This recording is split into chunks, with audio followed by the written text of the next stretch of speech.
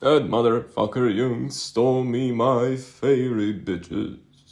You see, I have this thing. I believe I have met fairies, or wisps in some other sense. Both are little iffy terms, and I prefer the fairy one, honestly. And yeah, I have met them only a couple of times. Although each time I did, it was something completely out of this world. But they have not visited me for at least a year and something now, and I believe they will probably never ever visit me again. You might have a hunch whose fault that could be. This is my story. And so I gave them up. Stopped thinking about them, and this idea has been lying around in the back of my mental shelf for a while now, collecting all the dust. Recently something have reminded me of them, blowing all the dust back into my face, and I realized I really have to think hard what was it about them that I was so captivated by. I mean, I perfectly understand what was it, but I had some work and notes around them built, and I have seemingly lost them somewhere in the meantime. And so I needed to dig this whole theory up. Maybe there's something I missed. So first things first, these are not the Disney butterfly-winged, sparkling glitter, high-pitched, cute fairies. No. From my very limited exploration of them, there are some other, possibly but ungranted, non-human-based entities. I don't know about their time-space capabilities. I don't presume they have any particular shape nor form, since each time I have been in contact with them, they were hidden in someone else's body. I think I had about 2 or 3 encounters in dreams, and I believe once in a broad daylight, or as much as the daylight can be light and broad in the October evening. So from those dreams, I have unfortunately forgotten the details of all except for the one which I will tell you and illustrate to you how can you recognize a fairy in your presence. It is a shame I don't have much of a real evidence noted down from back then. Now I can only guess and shoot blindly. Some theories, how could I possibly invite them back?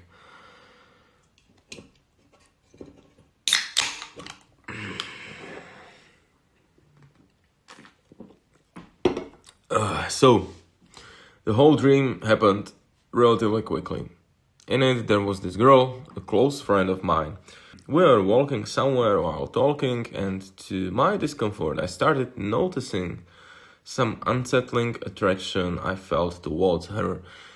It didn't really feel particularly pleasant because under the circumstances back then, it was simply not adequate. But I recognized that although I felt this strong pull, it was not like a physical pull. It was not even the pull based on the things she was saying, which is a proof of my point I do not remember either. It was this most innermost core, fundamental pull I was feeling. Like your whole body and soul just wants to merge, break the boundaries. I have never felt the attraction as strong as there and then in that dream. Really, it was crazy. But I stayed alert and suspicious, and good I did, because after noticing the pull, I couldn't help but notice certain parts about her not fitting. Like, she was saying stuff that girl would have never said in real life. She had an energy that was completely different from that girl's one, and I started to see that even though her eyes, the look they were giving was completely unlike her, because it in fact was not hers. I started to realize this isn't her in her full shape and size. I started to realize that this is not only someone or something who is trying so hard to look and act like her. I feel like this is something that is just wearing a body that is found in my mind closet. And since I'm a furious heterosexual, it just presumed and grabbed the first girl in that scene. And now it's pulling these tricks on me, trying to get, I'm not sure what. I don't know. I don't know what it wanted. I'm still completely clueless what it wanted from me, what they wanted from me. And you cannot even begin to imagine how upset I felt when I woke up. I still remember the mixed fear and shame and puzzlement I felt the first time I woke up from such a dream, because I did not know these things I just told you I had no clue what I had just witnessed. I did not understand a thing that happened there. And it felt really inadequate too, so a little bit of shame here and there. But I think the notion of those fairies started to shape either after some time passed and the dream had marinated a bit on me, or maybe after another one of such a dream. I now know for certain that this was not just about that specific girl, because they showed up in multiple bodies. For example, I think in the other dream they hijacked my at that time girlfriend's body, if I remember correctly.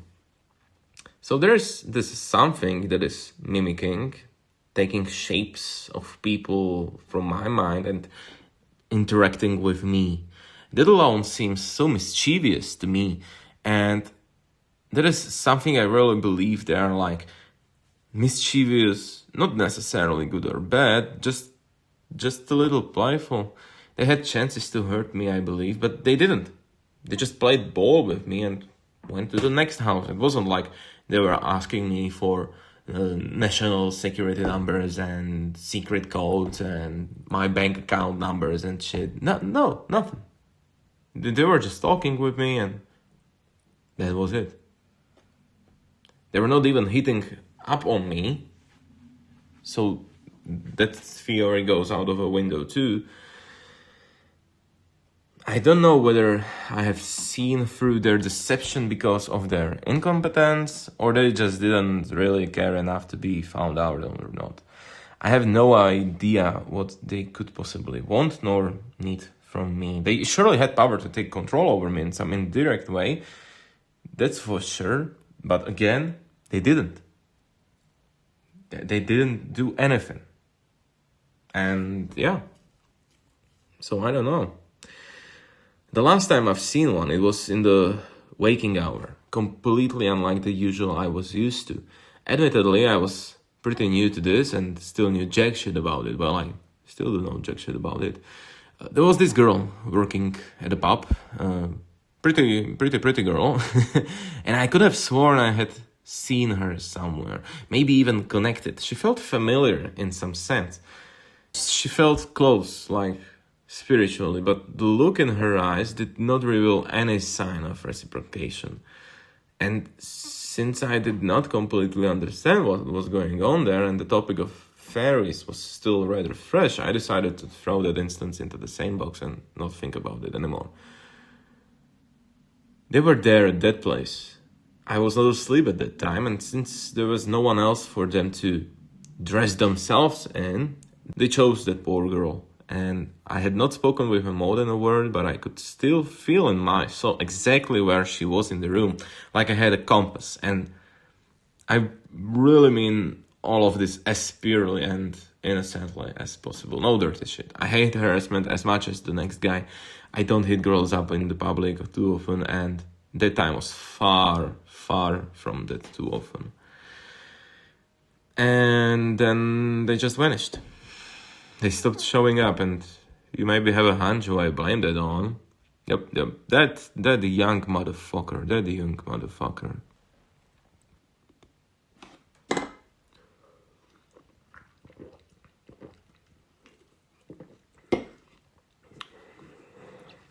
All the things we could do.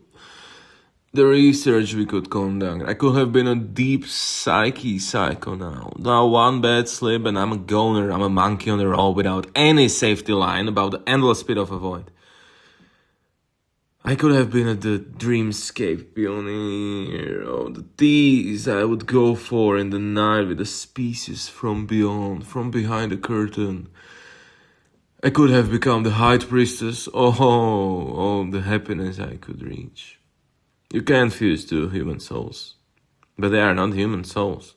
They felt warm, they felt pure. I could have been the bearer of the new light. The true love we humans may feel as a connection in the interspace. It's not only a chemical bond, but something spiritual. No shame if I have never felt it. Most of us never will. The true love we humans may feel is a connection in the interspace. It's not only a chemical bond, but something spiritual. Hey, no shame if you have never felt it. Most of us never will. It is truly a gift from beyond. You can maybe train to reach for it, reach for it, but it is a real work of art, reaching it and having it. Some will really never reach it. In fact, most of us are far from it, and there is no shame in that too. Maybe I want to, who knows? It's about the chemical, and even achieving the chemical one itself is almost impossible for some. Being blessed to bond through a higher plane, sheesh, heads off to those.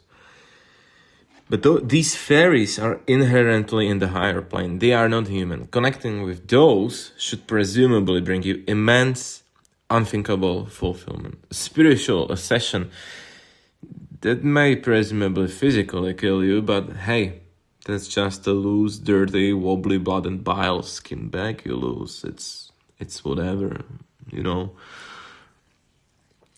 Love is soft. Love is warm. Love somewhere here, squeezed straight out of the chest, from the skin, from bone, from flesh. Look, right here, it's here, it's between your fingers. All of it is in her. She is it. She pulses slightly, like such a little star in your palms, between your fingers. The fingers do not limit her, and neither does she. She shines, she warms, she's mine, my everything that I have here between my fingers. Can you feel how she shines, how she pulses? Can you feel the millions of particles, their direct linear force endlessly shining and puncturing the air around and in us and around us? She is full of my eyes, my black glossy eyes. What soft light is reflected in them? My eyes touch her, and their enormous, round, planetary wet surfaces touch within a hair's breadth, flowing through each other, and are already just about to join, pour into each other, merge and become infinite love, enter into this divine body and penetrate every single thread of the fabric of space-time. Can you hear it? Can you hear her gentle, soft hum? How she rustles, how she warms. Paper needle-like stars in my palms, and we can have them together because you have her inside you too, and I want to create her for you, from you. Help you delight in her and merge with her too. Love is soft, it is tender, it is yielding. It must never take, never, it may only give, because that alone is what she is. She herself is the source.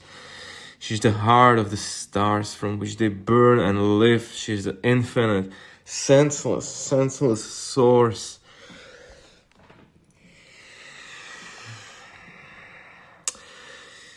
But I guess I will never know, right? Fuck you, Yang, really. You took that from me. You took my delusion. You could as well cut my eyes and tongue and ears out, and you would have done the same thing as you already did. Oh, you took from me a lot and gave me almost nothing. You owe me a big one. You owe me a big time, Chief, you see. Very suspiciously, since I read that seminar of yours from a book, I have not had a single contact since then. In case you're acting surprised, I will base my accusations, oh, sure, and I will read you the excerpt which you fucked it all up with. A note regarding anima. Jung's term for the feminine component of a man's psychology, representing his function of relationship, eros, with the opposite sex and also with his unconscious. The anima appears personified in dreams as the unknown woman or a dream girl and is invariably projected onto a real woman or series of women. The animus personifies the masculine logos component of a woman's psychology. These two archetypes often express themselves in the irrationalities of a man's feelings, anima moods, and a woman's thinking, animus opinions. And it's followed by some references for full accounts of both.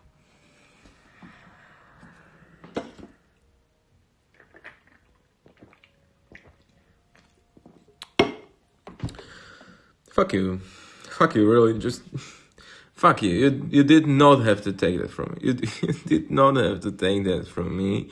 What I'm supposed to do now, huh? Go around without the magic you took from my world. You made my world gray. Gray. Gray. Gray as clouds, as witnesses. Staring at the water, looking like a bunch of satin. Look into my eyes, and all you see is a motherfucking static. Oh, once I meet you, young, it will not be a pleasure for you, believe me. To know is to be burdened.